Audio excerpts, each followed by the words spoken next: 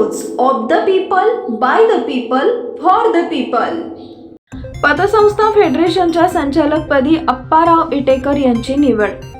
सोलापूर जिल्हा सहकारी पतसंस्था फेडरेशनच्या पंचवार्षिक निवडणुकीत अप्पाराव इटेकर यांची बिनविरोध निवड झाली.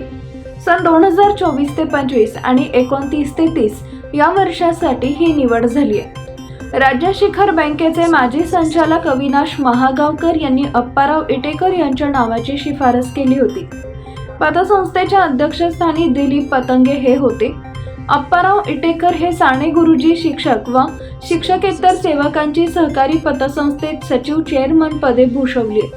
महाराष्ट्र राज्य शिक्षक सेनेचे राज्य सरचिटणीस रमेश चौगुले, डॉक्टर पंजाबराव देशमुख, राष्ट्रीय शिक्षक परिषदेचे प्रदेश महासचिव सुनील चव्हाण, युवक शिक्षक संघटनेचे सोमेश्वर याबाजी व अखिल भारतीय उर्दू शिक्षक संघटनेचे अब्दुल गफूर अरब यांच्या वतीनं त्यांचा सत्कार करण्यात आला.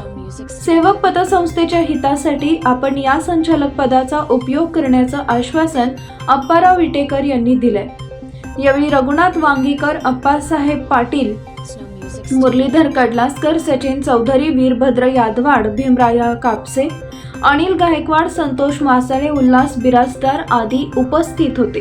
पीपल न्यूज पाहण्यासाठी चॅनलला सबस्क्राईब करा व बेल आयकॉनला प्रेस करा.